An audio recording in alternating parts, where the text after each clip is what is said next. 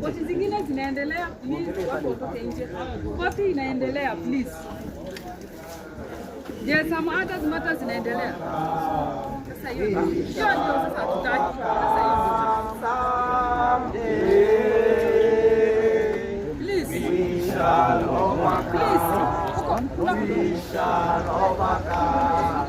We shall overcome someday. Will go down. We shall overcome. We shall overcome someday.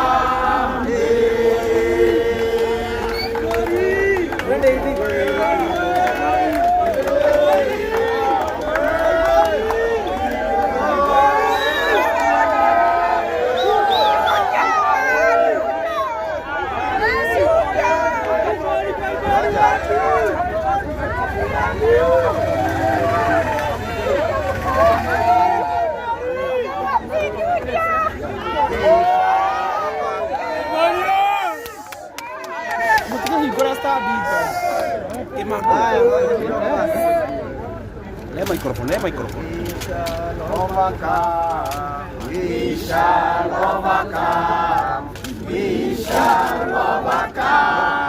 someday. We shall overcome. We shall overcome.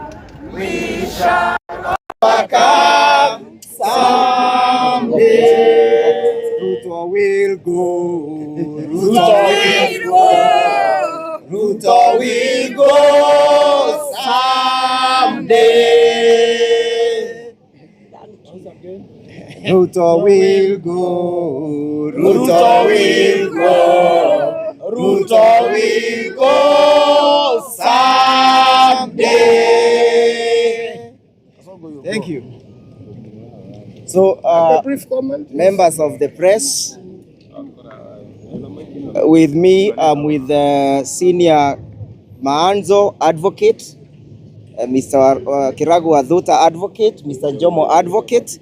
We are all, and Mr.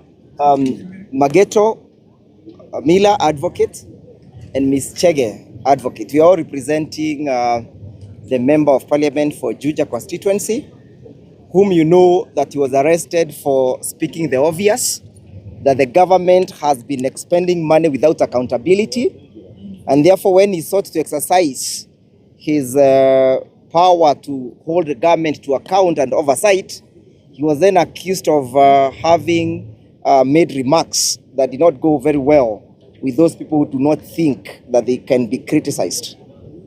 Those people still think that we are living in the KANU era.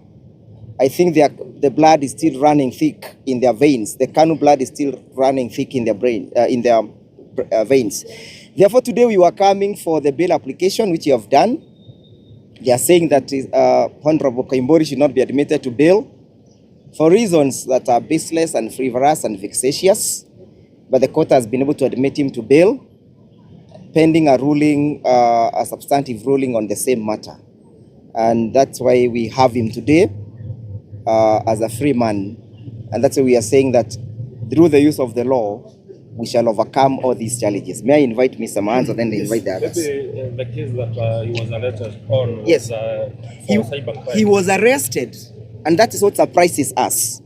That when he was arrested on Tuesday, he was accused of cybercrime, that he made verbal pronouncements that according to the DPP and the DCI, amounted to cybercrime. Only later, yesterday, to change the charges, when they realized that the charges could not attach, that they were baseless, they changed charges and brought trump-up charges against Honorable Koimburi, which we are now facing before this court. All those charges you saw yesterday are charges that the court has sufficiently dealt with in the past. Yeah. So the issues of that he said Mr. William Ruto and his government has spent over 13 billion advocating for Mzee Raila Odinga has been dropped. But the question is, whom does Mr. William Ruto think he is that it should not be questioned? In which country does he think he lives in that cannot question his conduct? This is our money, it's our tax, and we shall continue asking him. Even if they zip Honorable Koimburi, we shall speak and we shall ask, why did you spend our money on Mzee Raila? Yes, I want to say that the court case originally framed against the member for Juja, Honorable Koimburi, is not what was brought to court. The High Court had already released him on bail. Kamukunji police station disobeyed the High Court and kept him and even brought him here. When we arrived here, they revived an old case which the DPP had withdrawn. That particular case, we are willing to handle it. But that does not make us forget the main reason why Mr. Koimburi is in trouble. I want to encourage the honorable member to make a motion on the floor of the House and question the expenditure which went on in African Union campaign so that the country can know and the Ministry of Foreign Affairs can explain and the Office of the President can explain. Because Kenyans need to know under Article 35 of the Constitution all that information so that Kenyans can know how much of their taxes were spent. This case is just a trumped-up case. We know who started it previously before it was withdrawn. It has no evidence, to be supported in this court, and will be showing that during the trial. And it's just being turned around and being mistreated and prosecuted maliciously, of which if we win the case, we shall sue the state so that it can stop and can stop wasting the court's time by political trumped-up cases to mistreat people who question the government as to the expenditures. And this is part of his job to oversight the government.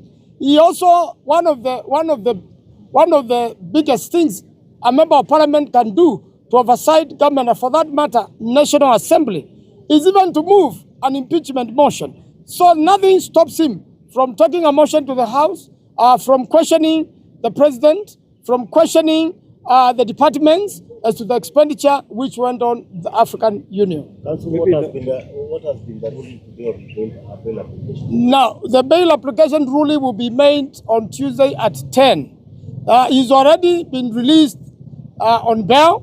The terms of the High Court were adopted by the Magistrates Court, the Chief Magistrates Court, and he's a free man now, but will come on Tuesday to rule, for the court to rule whether the objection to bail can be sustained. And in fact, they have not given any reasons stipulated in the Constitution why he should be denied bail. The only thing Kenya Kwanza is hoping, they are only hoping that he can be denied bail.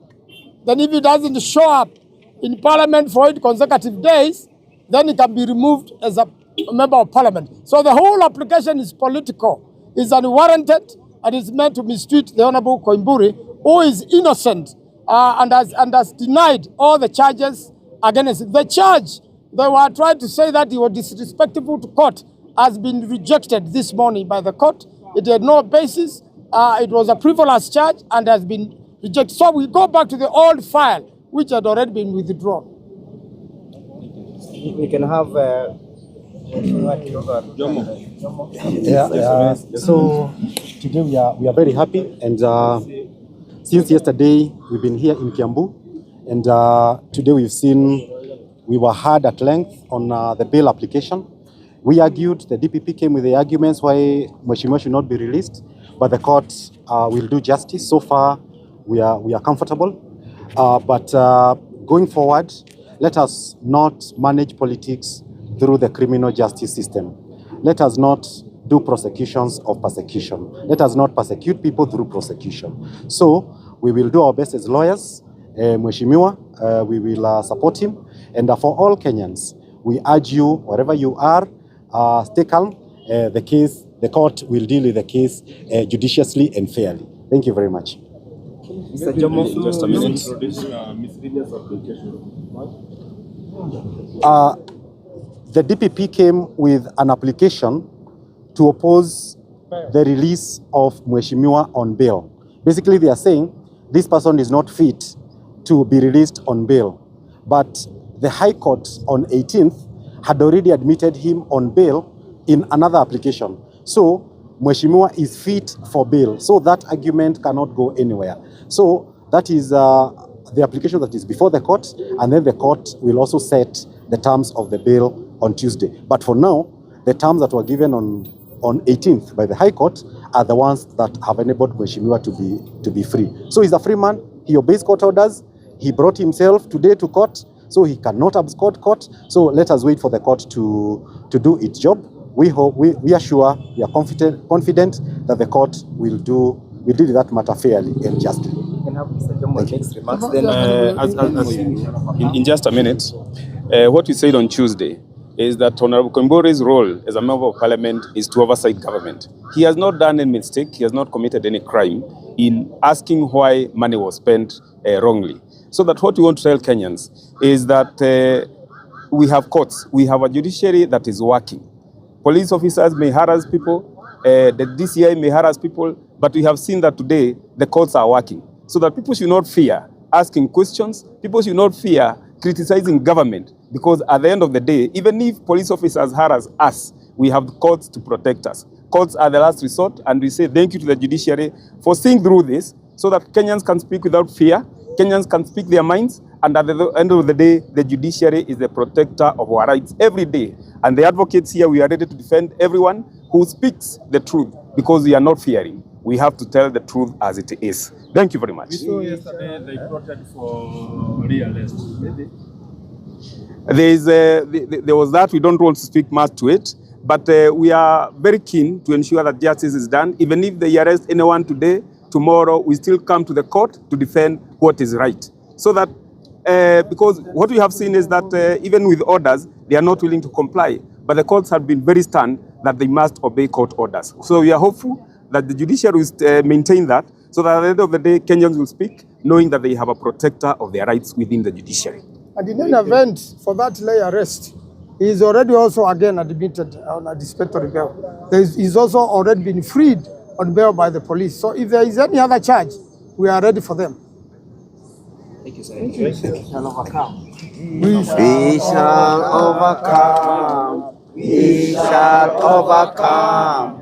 We shall overcome someday. Deep in our hearts, we believe. We shall overcome. We shall overcome. Sasa,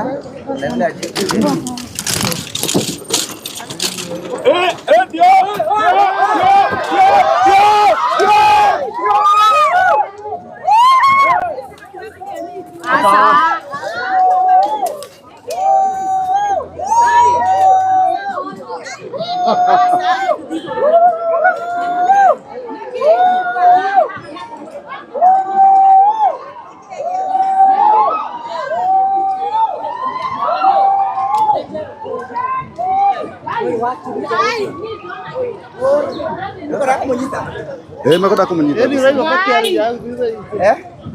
kumunyita. Sawa.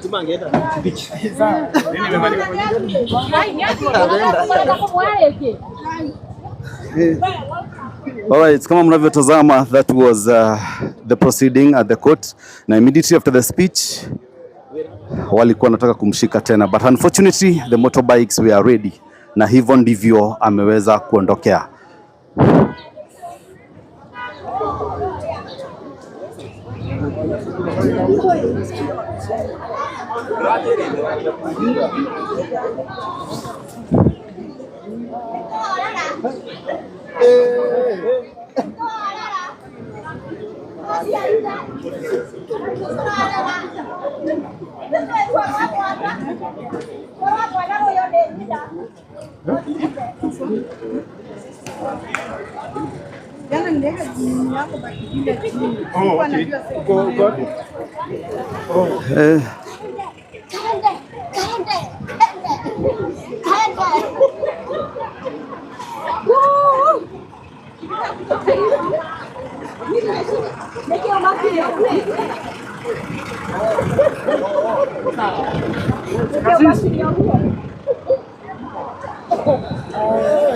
Hey.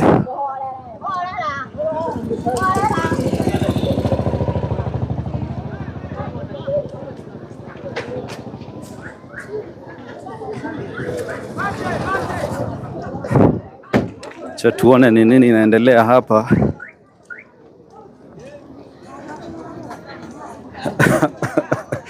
I think wamesikia alikuwa anataka kumshika. Muno. Lazima tuwe kuisia tu. Wewe. Okay. Wacha msosho.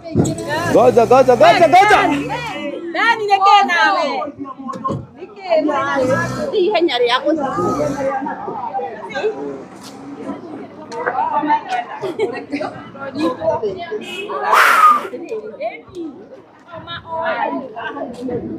Hey.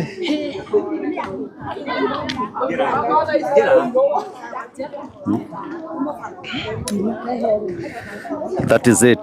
Their plan was to rearrest after they failed to deny them the bail. Now, kama mmesikia, kesi imekuwa scheduled for next week.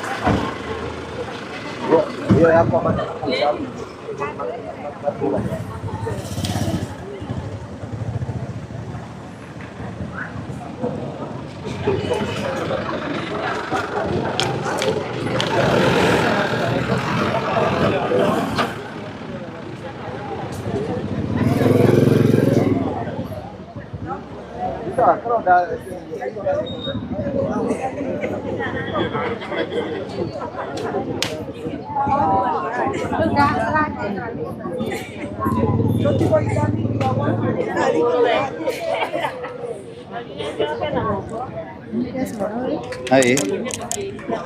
Sasa. Atlet? Ah, Safi, thanks.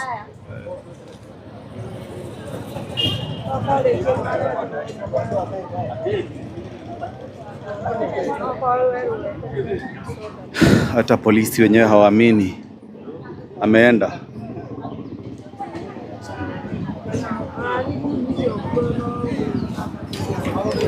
So guys, continue keeping it Murori TV. Thank you for keeping it here. Next Tuesday we'll be here just to make sure that you're covered and also that we are taking you up to the update of this country. Now, today imekuwa hivyo. So, tuendelee na kazi. If it's your first time, make sure you subscribe.